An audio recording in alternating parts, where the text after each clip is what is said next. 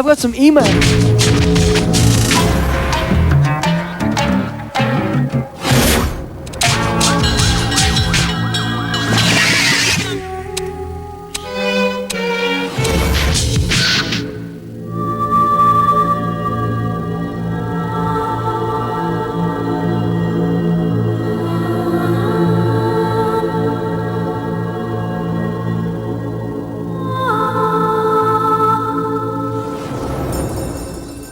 I think outsidership is a phenomenon of marginality, and it always implies a notion of the center and of the non-marginal.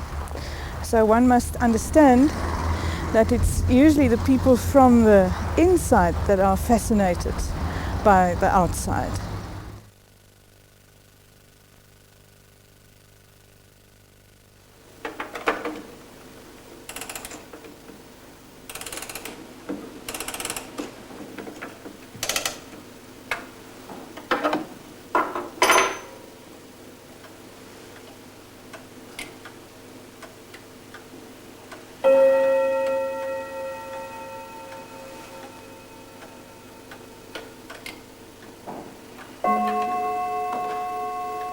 Last week I travelled 100 years back in time to take tea with a true Victorian lady.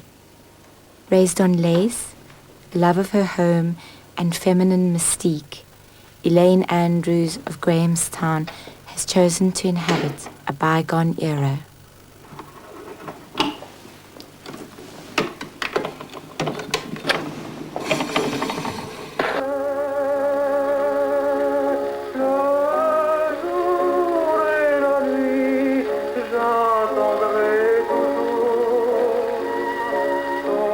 Her home, built in 1823 for Sir Henry Somerset, Governor of the Eastern Cape, was once the hub of the town's active social life.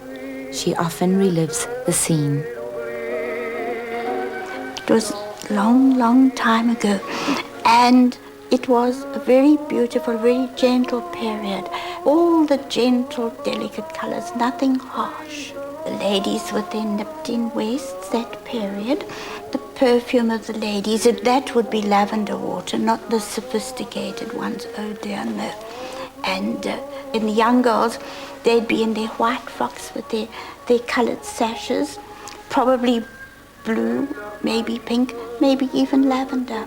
Can you imagine the fluttering of their hearts? Oh, and the soft, gentle music, the beautiful china, and the beautiful table set most beautifully, all the silver buffed up, the wine. It must have been very beautiful, very, very. I often sit in this lounge alone at night time, going through the whole procedure and thinking, oh, do you know that it gets so intense I can even smell the steam pudding? Elaine, why do you choose in 1998 to live, well over 100 years back?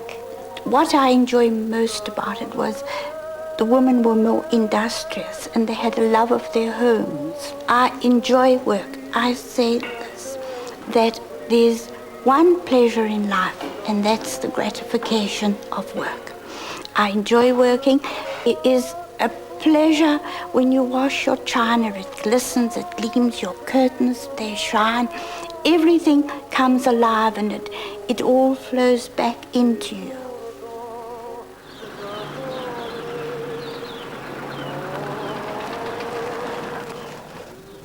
To be living with a Victorian wife, it's very interesting indeed. She's very particular and very fussy and keeps me in place. Well, I think I'm very lucky to have him because he puts up with my ways. I thought, well, you know, she dressed in the old clothes, long clothes and so on, and no makeup, and I thought I'd change it, but I didn't have a chance. He said he was going to alter all that and make me shorten my skirts and not wear hats and just be, as you young people would say, with it. But then afterwards he saw, I wasn't changing material, not at all. So have you changed him? I don't think he'd like me to say, but I think so, yes. So have you become a Victorian gentleman? Well, I'd like to think so, but I don't think so. My own personal experience, when I meet a gentleman, he seems to go back to what his grandfather must have been like. It was more, they stand aside for me. If I drop my handkerchief, they pick it up, and they even pull the chair out for me to sit down. It seems to bring the best out in them. I met Elaine on board ship on a sea trip, so don't go on a sea trip because you get into problems. We both sat at the captain's table, and he asked me to have coffee afterwards with him. And for the first 3 days, I called him Mr. Andrews. I feel more comfortable in the Mr. I don't feel very comfortable in saying somebody's first name when I first meet them. I think that's a little bit too familiar. Now, in terms of bearing flesh, because not even the ankle was displayed in the Victorian period, what do you think of bearing flesh as essential display? You know, a little bit of lace is more exciting. I love that. Heather, the feminine mystique really is something the young people have lost. It's a mystique of woman that fascinates a man. What does it feel like to share a bed with a masculine energy every night? Well, at the first years of your marriage, I suppose it's quite remarkable. But that, I suppose, wears off. I think you grow to respect each other and love each other and treasure each other and look after each other. The local buying, I have to end up going along to the supermarkets and doing the filling in, which I don't like very much, but however, it's one of the jobs I have to do. As far as I'm concerned in my household here, Elaine is not really good with handling money. I mean, and she doesn't like keeping money. In fact, she's never got money. She always asks me for a few pennies, and then she doesn't know whether it's a 20 Rand note or a 50 Rand note or so on. So she's not very clued up with finance. When I go out into the streets or into the shops, which is not too often, I find that people, especially in Grahamstown, are very gracious. They're learned people. It's very cultured people in this town. And another thing I'm amazed is that the black people come up to me and touch, "Oh, madam, this is lovely. We like your style." How do your children respond to their mum who lives 100 years back? They respect me for what I am. I don't think they poke fun at me. They're the complete opposite, but they respect me. They love me for what I'm very lucky. I'm very rich with love from my children, very rich. In your home, what modern gadgets are present? The loudmouth, that's what I call the television. Now we have it in a wooden cupboard. My husband enjoys the sport very much, and he's slightly hard of hearing, so he turns it up very loud, and that seems, I can't hear the birds then.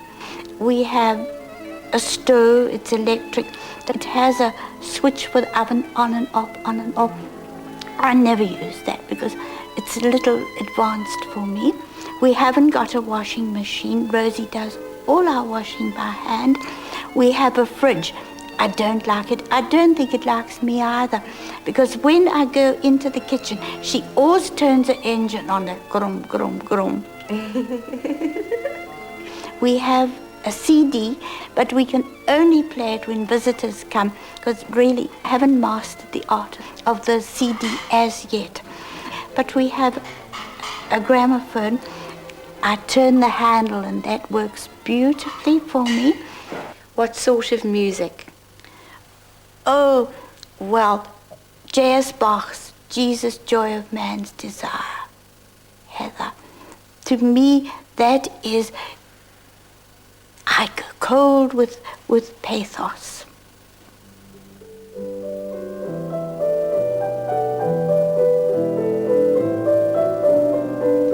What is the greatest pain a person can feel?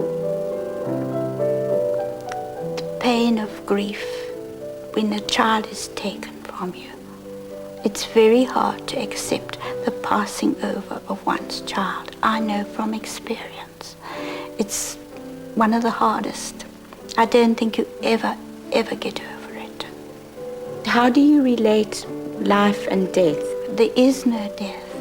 It's a passing away, a passing over. We have this wonderful belief that they can be close to us at all times. I experience it. If we allow God to enter into our lives, then it does. It comes in the most beautiful way. What do you think of the world today? Man has advanced. They can change your heart. They can operate on your brain. Mind you, the early Egyptians did that as well.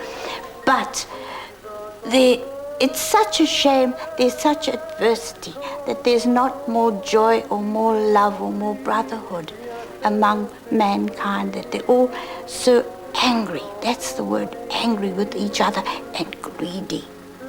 How do you think that can change?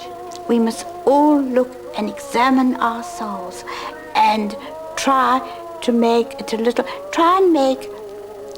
better. When somebody meets you, it's such a lovely thing to have said to you, oh, I feel better for having spoken to you. If we could all be like that, I'm sure it would work if there was more love around.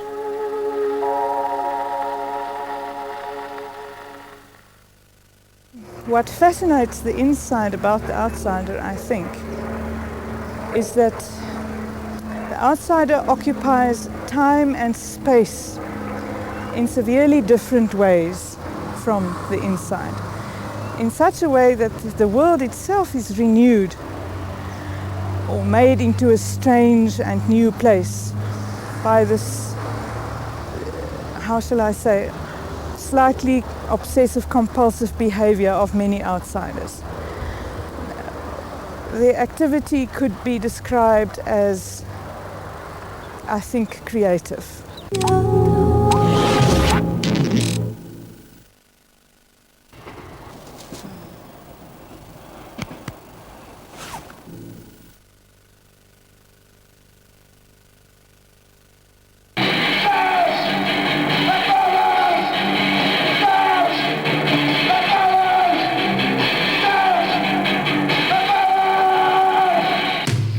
Reflexologists, hostel owners, small businessmen. The punks of yesteryear haven't died. Some of them just have jobs. Most people just laugh at us like we clowns or something. Some people want to just like pull out their guns and shoot us if they see us, you know. You're always on the fringes sides, especially with the style of music you listen to and the places you go to and the people you hang out with. Reality is violent, is horrible, is disgusting. So you have to scream it, to say to people, nah, I don't want that, there is a solution, it's like that. I'm an outsider. Yes. I'm just a social outcast and I'm proud of it.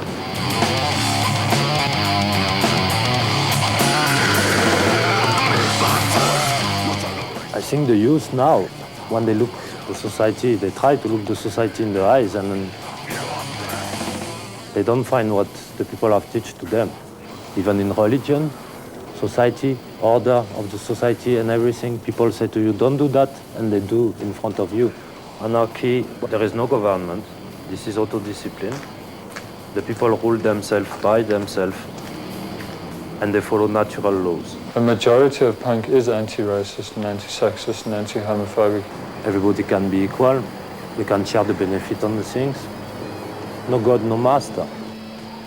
It's more strong. When you stand as one, you have more power to face all the problem of life. I just see a lot of difference with youth of today that's just, I don't know, takes his drugs and go dance on a beat and freak out and stay in bed the whole day and just buy some new clothes and shoes and be beautiful. Punk is family, is music, is the way of living all together.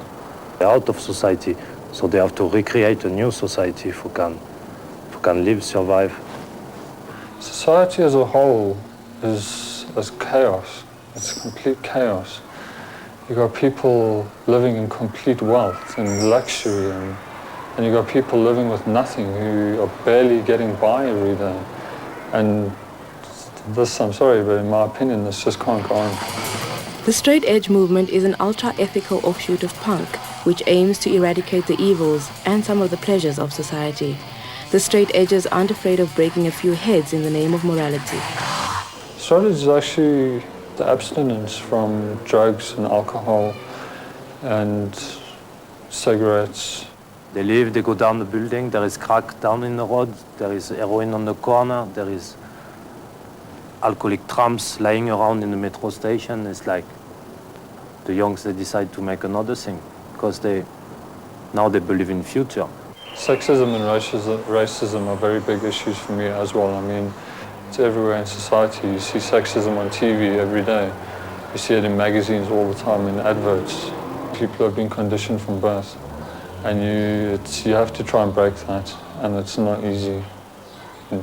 Especially in the older generation, you got people who've been taught this stuff for 40 years. At the end of the 70s, punk was like a big opposition of the hippie movement, I think. And a lot of people was into autodestruction. So sniffing glue, triclo, injecting bad substance, not even have money for pay the right drugs. So the people was just killing themselves. So until 85, I think, a lot of people died. That give a lesson to the other ones. They want to survive. You just run too much risks with sex and that out of a relationship. People cheating on other people, have 10 different sexual partners, creates problems. Who knows, there might be an unwanted pregnancy on the way. I'm married. It's like all the punks go, what's going on here? Isn't getting married? That can't be. You know, it's like that's my thing, and it doesn't mean because you're married that suddenly you're not a punk anymore, or you get a job, you're not a punk anymore. How can you call it, stereotypes? In South Africa particularly, you have to have a job to survive or have some form of income, whether you're self-employed or you work for someone. You have to get up in the morning and go to that job, and while you're there at work, you're just as much a part of society. Goths may just be sensitive punks with hair extensions and face powder, but they take their responsibilities as outsiders very seriously. Punk was first, and goth originated out of punk. Like you can see it in the colorful hair, in the ripped fishnets, chains and studs, piercings, which have gone more sophisticated, you know, from safety pins to nice. You do still get punks, but not as organized and not as profound as goth. I think there are still quite a few out there, but you can only rebel so much. That's right. I mean, you got to put food in your stomach somehow, and that means getting a job. And getting a job means you can't have these brightly colored Mohicans. You have to find something deeper in life, and this is how I do it. I don't think they have any ideology. I don't think they have any politics. I think it's more a fashion thing. What disturbs me the most about the system is the plot to control mankind and the vices that they use to do it. Religion, rave, adverts. It is a mass brainwashing, organized brainwashing, and we think twice before information is drummed down our throats. We are not the average Baywatch viewer.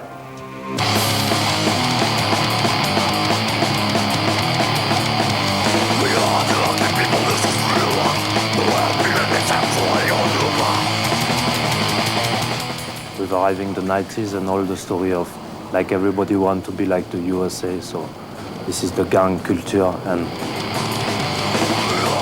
yeah, the gang culture make skinhead gangs, punks gangs, different tribes, different families. So people don't mix each other. Normally they fight in the street, in the concert, in the place, because the concert became the place where you preach your politics. Music is the public voice of punk protest. Here, local grindcore band Groin Churn from Benoni make an eloquent argument against vivisection. It is an argument which gains in sincerity what it loses in clarity. Cutting your Mohican, it's much more like a personal thing against society, against your parents, against whatever. And it's only after a few years of being in the punk scene that it starts affecting you personally. So the punk, in fact, became more politic. In the first place, it was just anarchy and more chaotic after the people start to take direction. I'm now 25, I'm going to become 26. I don't have my mohawk anymore, and some of the old guys will say as well, no, he's grown out of it. But in the meantime, I'm still in there. It's just yes. Yeah, I mean, they'll smash a bottle, and that's it. I'll smash a fascist head, and I'll know why. And that's much more dangerous than smashing a bottle against some car, whatever, and saying I'm angry. If I'm angry, I know why I'm angry. And it's in your head. There is, I think, two kinds of punks. There is the one they want to mix with other race, with other culture, and the one they want to stay straight in them culture, like, I don't know how to call them, Nazis maybe. You got the punks that went straight edge, you got punk that went mostly like into crust, you got the chaos punks, you got your skinhead punks. Your punk punks that like don't care about anything. Well, I guess I was pissed and totally again. It's about actually not giving a shit about anything, just hanging around with your friends, drink as much as you can, puke, carefree and easy, and check, this is it, go off. There are lots of different groups, even in straight edge, the straight edge scene, you have people fighting amongst each other. You'll have vegan straight edges fighting with non-vegan straight edges. Like the rest of the world, the one they want to share, the one they don't want. So we go into, in one side the skinheads, the fascist skinhead and the Nazi punks, and on the other side the liberal punks, the true anarchists, and all the anarchist skinhead, and also a few communists. Before all these divisions started creating all the divisions, I mean, we fought amongst each other because one person eats meat, one person wears leather, and yeah, that started causing divisions. Now it's better, we're getting on again. Punks are more people busy with the environment and nature. I think they're bright people. Environmental issues and animal liberation, I think that's vitally important for the planet as a whole. As we slowly but surely, in fact quite quickly, we're killing the planet off, destroying all natural habitats through greed. We make a big change by even simply being vegetarian, by not eating animal products, meat, chicken, fish, anything like that. The punks teamed up with Earth Life to protest outside McDonald's. McDonald's is the world's largest consumer of beef, or rather their customers are. But the punks are not merely the protectors of the world's cows. Other causes of protest include deforestation and the perils of capitalism. He may be a little camera shy, but the new punk is aiming his new conscience at as many targets as possible.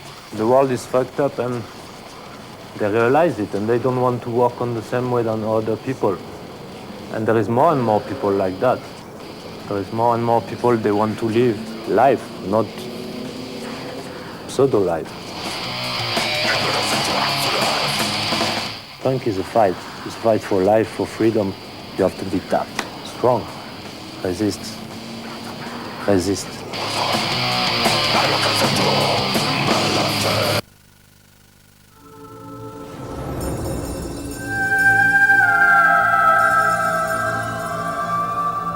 I don't think an outsider can be in a group.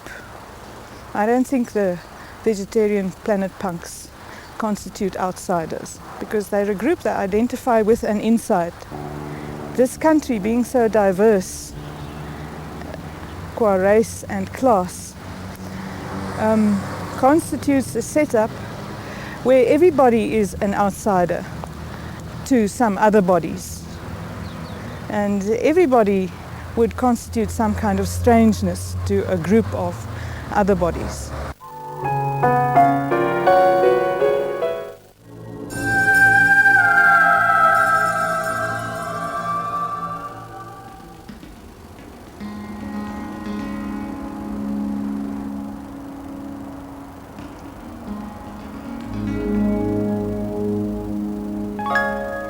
outsider? Not really an outsider. I think more just a unique type of individual. It might be seen as though I am an outsider, but I always try to integrate myself. I was quite protected. I never thought of myself being an outsider. I don't consider myself an outsider because I have been included in society. I interact with people in a lot of ways and they treat me as one of them, not as an outsider.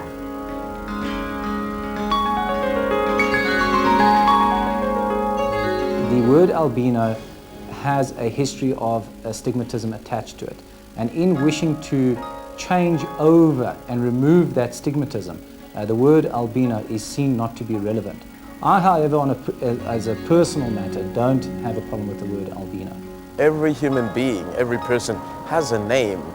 I mean, my name is Patrick. My name is not albino or anything of the sort. It depends on how people perceive what an albino is. I'm not an albino, I'm a person with albinism. I've got a condition of albinism. If people shout, like from wherever they are standing, albino, then I do take exception. But in some contexts, then I do not mind.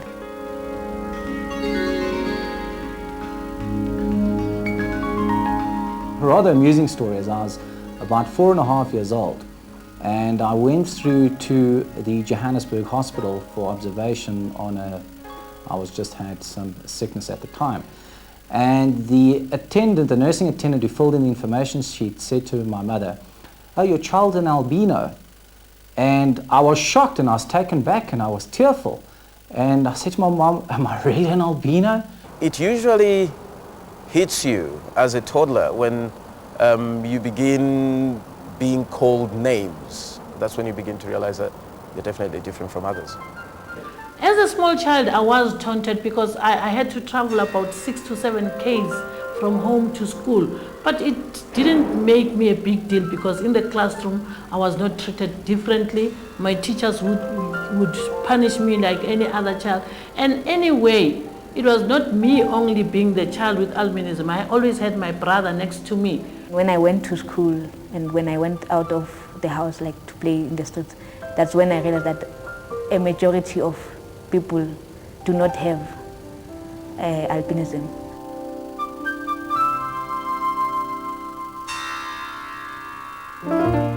It's something that we have to accept and be proud of, because many people don't have what we have. I've used it as probably something to my advantage, and in so much as saying that it's something I wanted, or rather still want people to see me, that although I'm an albino, I'm able to fit in society and do everything that other people do. Definitely with our eyes, it is a barrier because you've got this oculectic. People don't understand why our eyes squint. And then when it comes to us as being white in a black society, you do feel you are not part of them. And you have to be saying to people, you are black and you are proud. And it's in their heart, not in your color of the skin. And then when you go to the white people, you are not as white to be white. So you've got this barrier of not knowing, finding exactly where you belong.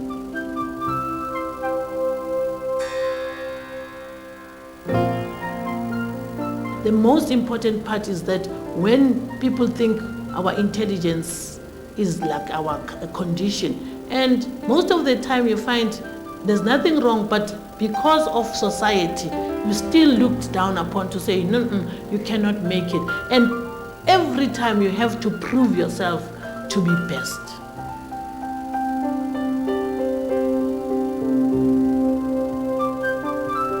Something as cyclically loud as albinism is an incredibly difficult matter to deal with.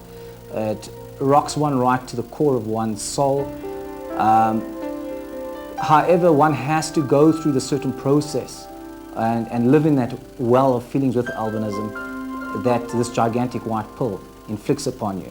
And it's only once you've gone through all the trauma associated with this white pill, that do you then be able to get through it? I think the best way of doing it, or rather the way I did it, was trying to shift the focus on not me as an albino, but me as an individual, me as a person who has the qualities and things that everybody has.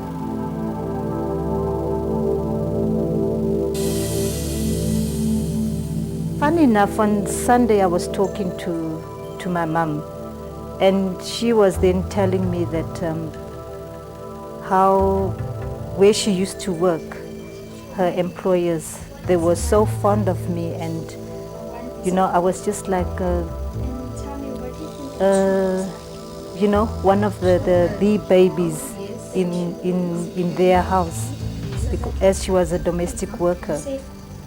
And she said to me, only when she had to get a house in Alexandra, that she really felt the hurt and with the comments that people, you know, gave to her.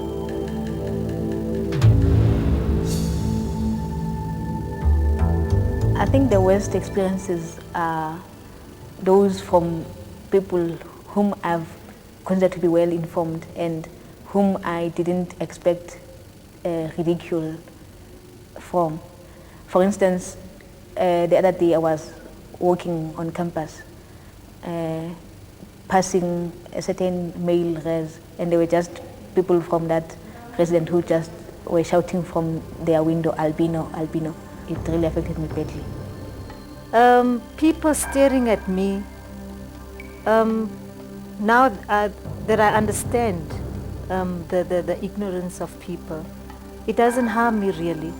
And again, if people don't look at me, it worries me because, you know, people will, if I pass, people will always turn around and look at me. Most probably I've come to understand at times when people look at you. Over the years, you would find you're able to tell that that's a negative stare and that's quite positive, and the person is quite intrigued and would want to know, you know, about you and your condition and things like that. And then there is that negative stare. You're able to tell that this person doesn't really like what he's looking at.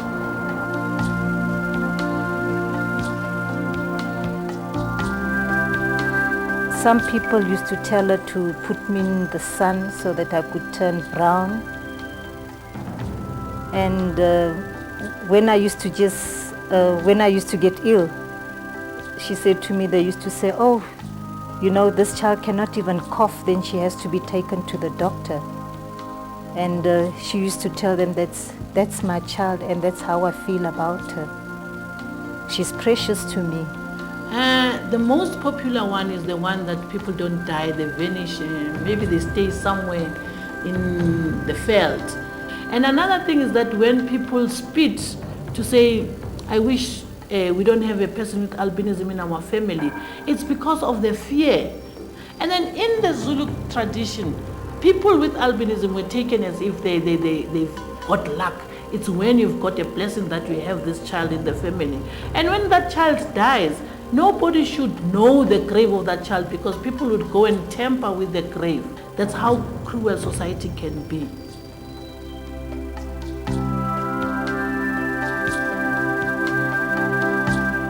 I've never considered myself in any other way than this way. So I've just learned to cope with myself as I am, and I've learned to love myself as I am. The type of people or family I have, my own children are very proud to have a mother with albinism because they know being different doesn't mean stupid, being different doesn't mean slow, being different doesn't mean cares. But having a mother like Noma Sonto is being very proud for my children. And let's look at reincarnation. I would, yes, want to be born as a person with albinism. And maybe again, this is the whole thing that has made me strong to speak out and act normal like anybody else. I think it's, with me, it's just one of the greatest things, and I'm proud of it. In fact, there are times I do tell myself that maybe I'm a bit privileged somehow. I feel being different from your usual black person or your usual white person gives me, strangely I might say, an upper hand. I can quite clearly, without fear of any contradiction, say I'm quite happy to have been born with albinism. If I had the choice again, if I could have said to God what preference I would have preferred, I would have said, you make me an albino. I'd be quite okay with that.